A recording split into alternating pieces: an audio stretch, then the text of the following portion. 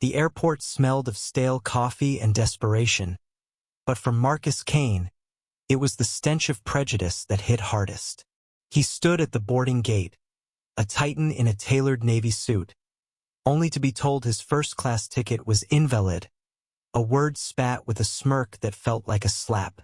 Marcus, CEO of Horizon Tech, wasn't just any passenger.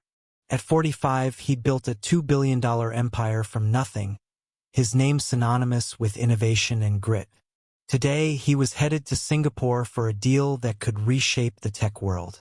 But at Gate 17 of JFK International, none of that mattered. The gate agent, a wiry man with a name tag reading Greg, squinted at Marcus's boarding pass like it was a forged check. "Sir, there's an issue. You'll need to step aside," Greg said, his tone dripping with something Marcus had heard too many times before disdain.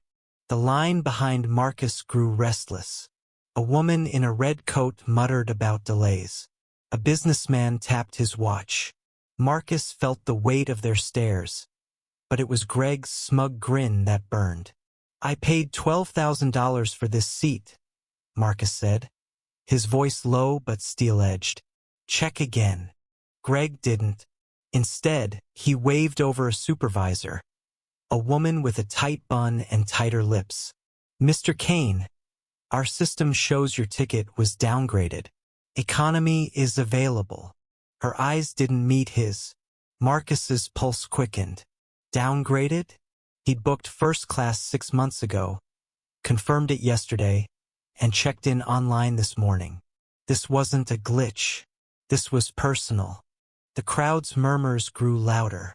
A young black woman filming on her phone caught Marcus's eye, her expression a mix of anger and solidarity. He took a breath, forcing calm. "I'd like to speak to your manager," he said, each word deliberate. The supervisor, Karen, scoffed. "I am the manager. Step aside, or security will escort you." The threat landed like a punch. Marcus's mind raced years of microaggressions, of being questioned in boardrooms, followed in stores, stopped by cops for looking suspicious. He'd climbed mountains to escape this, yet here it was again, dressed in an airline uniform. "Call your boss," Marcus said, his voice now ablade. Karen hesitated, then picked up a phone. The crowd was a live wire, some shouting support, others demanding to board. Greg leaned in, whispering to Karen, his eyes flicking to Marcus with a look that screamed, "You don't belong here." Marcus pulled out his phone. One call. That's all it would take. As CEO, he had connection senators, moguls, even the airline's board chair. But this wasn't about flexing power. It was about dignity. He dialed his lawyer, Sarah Nguyen, a shark in a pantsuit who'd toppled giants. "Sarah, I'm at JFK. They're denying me boarding. Racial profiling. I need you to move fast." Sarah's voice crackled through. "Give me 10 minutes. Don't move." Marcus hung up, his eyes locked on Karen, who was now pale, sensing something bigger brewing. The young woman filming stepped closer, her phone steady. "This is going viral," she said, loud enough for Greg to flinch. Minutes ticked by. The gate area was a pressure cooker. Passengers argued, phones flashed, and security loomed. Then Karen's radio buzzed. Her face fell as she listened, her eyes darting to Marcus. "Mr. Kane, there's been a mistake," she stammered. "We'll get you on board." Too late. Sarah's call had reached the airline's CEO, who was now fielding demands from board members Marcus had alerted through a single text. The airline stock was already dipping as the video spread on X. Hashtags like boycott sky high trending. Marcus didn't want an apology. He wanted change. He stepped forward, voice calm but commanding. "This isn't just about me. How many others have you treated like this? How many didn't have a lawyer to call?" The crowd hushed. Karen froze. Greg looked away. The young woman's camera caught it all.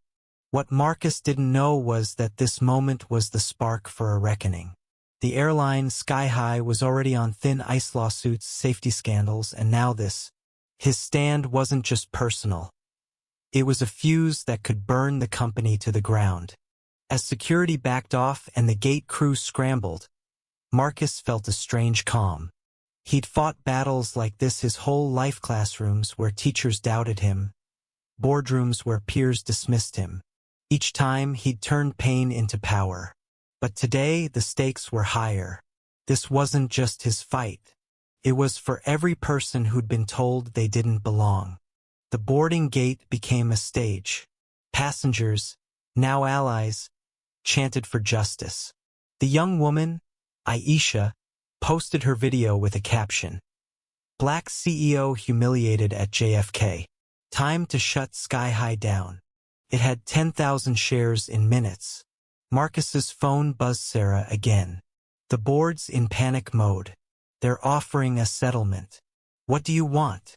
Marcus looked at the crowd, at Aisha's determined face, at the wooden signboard near the gate where someone had scrawled, "Racial bias sparks airline crisis." He didn't want money. He wanted accountability. Tell them to meet me in Singapore, he said. We're not done.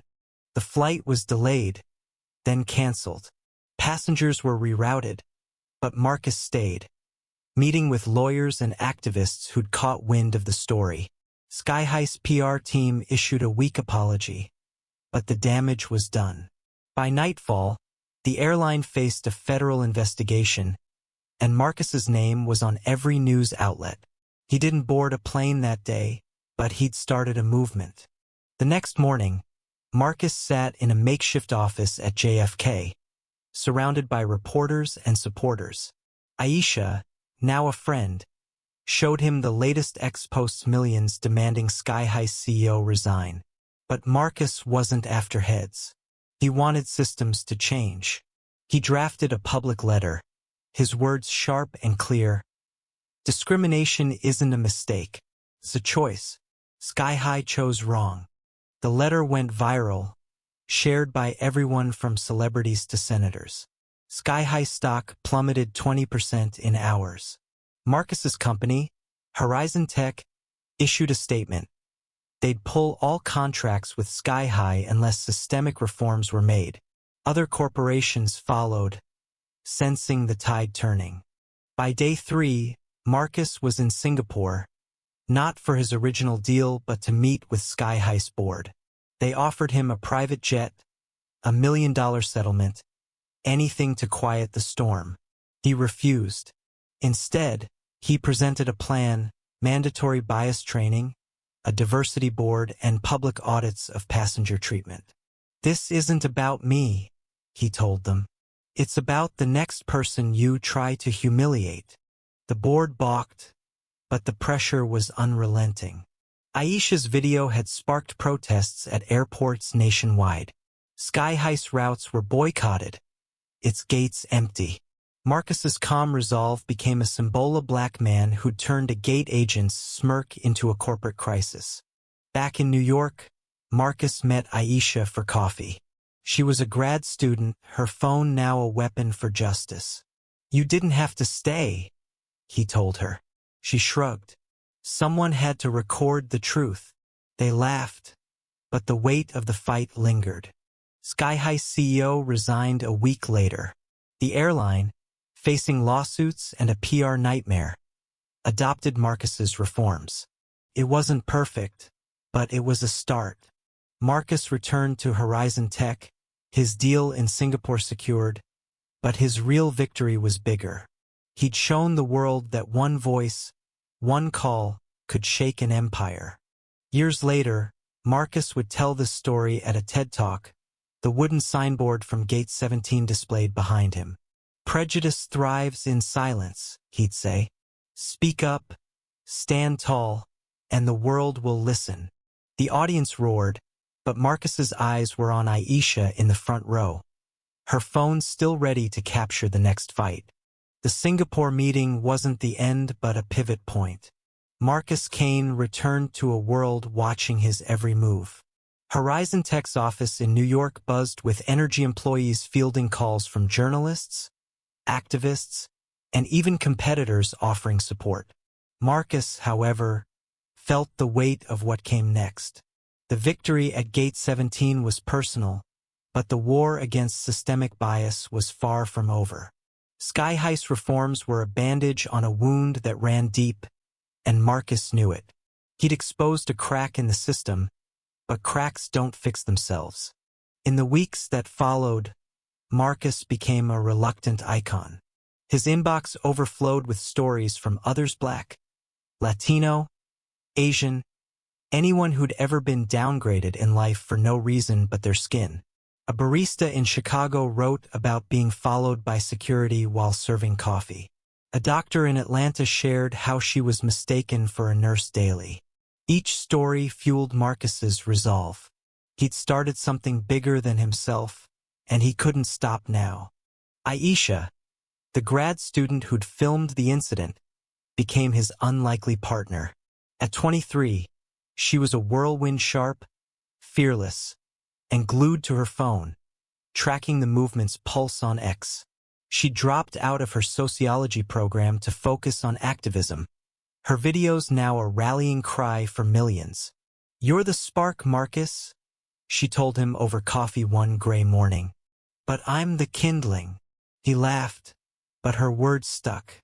Kindling burns fast, and they needed a fire that would last. Marcus and Aisha formed the Fair Skies Coalition, a grassroots group demanding accountability from airlines, hotels, and any industry where bias thrived. Their first target was Sky-High's parent company, Global Air Holdings, a behemoth with a history of dodging discrimination lawsuits. Marcus used his connections to secure a meeting with Global CEO, Richard Holt, a silver-haired executive known for charm and ruthlessness.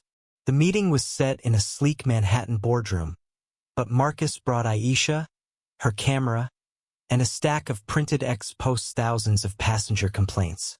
Holt greeted them with a practiced smile. "Mr. Kane, we've implemented your reforms. Stock's recovering. Let's move forward." Marcus didn't blink. "Your reforms are a press release, not a solution. I've got 12,000 stories from passengers who say nothing's changed." He slid the stack across the table. Holt's smile faltered. Aisha leaned in. "Your employees are still profiling. We've got videos from last week, same script, different airports." She played a clip on her phone. A Latina woman denied boarding in Miami, her kids crying as security loomed. Holt shifted in his seat. "These are isolated incidents," he said, but his voice lacked conviction. Marcus stood, his presence filling the room. "Isolated? Your company's built on a culture that picks winners and losers by skin color. Fix it or we'll shut you down." It wasn't a threat, it was a promise. Aisha posted the meeting's highlights online, and the hashtag Fairskies exploded. Protests swelled at airports from LAX to Heathrow. Global Air's stock tanked 15% in a day. The pressure worked.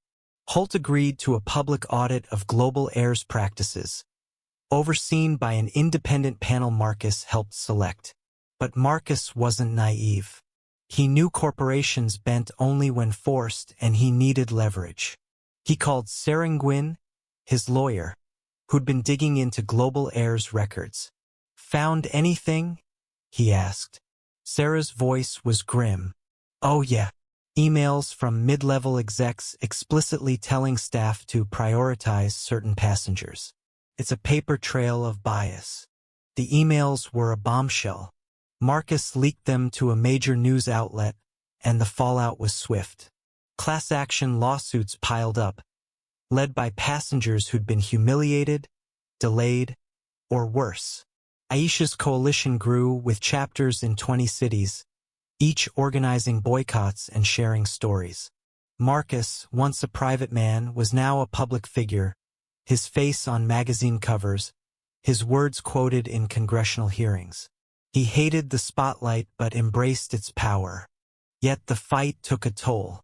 Marcus's marriage strained under the pressure.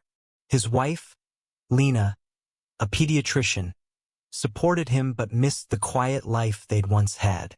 "You're saving the world, but what about us?" she asked one night, her voice breaking. Marcus held her, promising balance, but the cause consumed him. He was up at 3 a.m., reading stories from strangers, their pain mirroring his own. Aisha faced her own battles. Trolls flooded her ex account with hate racial slurs, threats, doctored images. She brushed it off publicly but confided in Marcus. "Some days, I want to delete everything and disappear." He nodded, understanding. "But you won't, because they want us to quit." She smiled, weary but defiant. 6 months after Gate 17, Marcus and Aisha stood before a crowd of 10,000 outside Global Air's headquarters. The audit results were public. Systemic bias confirmed, from hiring to boarding. Marcus took the mic, his voice steady. "This isn't about one airline. It's about a world that tells some of us we don't belong. We're here to say we do." The crowd roared, signs waving, "Fair skies, fair lives." Global Air announced sweeping changes. A new CEO, diversity training, and a $50 million fund for affected passengers. Marcus wasn't impressed. "It's a start," he told Aisha. "But trust is earned, not bought." They pushed for federal legislation, a Passenger Rights Act to enforce accountability across airlines. Senators, wary of public backlash, listened. The movement spread beyond travel. Retail workers shared stories of being profiled on the job. Teachers spoke of biased grading. The Fair Skies Coalition became a broader platform, renamed Unity Now, with Marcus and Aisha as its reluctant leaders. They hired staff, trained organizers, and kept the pressure on. Marcus's tech expertise gave them an edge custom software to track bias incidents, shared publicly to shame offenders. But not everyone cheered. Critics called Marcus a race baiter, claiming he'd weaponized his story for fame. Ex-posts accused him of exaggerating, of being too sensitive. Aisha faced worse. Her family's address was leaked online, forcing her to move. Marcus hired security for her, guilt gnawing at him. "This is my fault," he told her. She shook her head. "No, it's theirs. They're scared because we're winning." A year after the incident, Marcus returned to JFK, not as a passenger but as a speaker at a Unity Now rally. Gate 17 was now a symbol, a plaque installed with the words from that wooden signboard, "Racial bias sparks airline crisis." Aisha stood beside him, her phone retired for the day. The crowd was diverse: black, white, Asian, young, old, all united by a shared demand for fairness. Marcus's speech was short but searing. "I didn't choose this fight, but I won't run from it. Every time we stand up, we make it harder for them to push us down." He paused, eyes scanning the crowd. "This is your fight too. Don't let it end here." The rally ended with a march, thousands chanting for justice. Sky High, now under new leadership, sponsored the event. A bitter irony Marcus accepted but didn't trust. He and Aisha met with the new CEO, a woman named Carla Ruiz, who seemed genuine but untested. "We're watching," Marcus told her. Carla nodded. "I know." Back at Horizon Tech, Marcus found balance. He carved out time for Lena, cooking dinners and planning a vacation. She smiled more, their bond strengthening. Aisha, now a full-time organizer, moved to DC to lobby for the Passenger Rights Act. Her ex-following hit 1 million, her voice louder than ever. The act passed on a rainy Tuesday, 18 months after Gate 17. It wasn't perfect, loopholes remained, but it was a step. Marcus watched the signing on TV, Lena's hand in his. Aisha texted him, "We did this."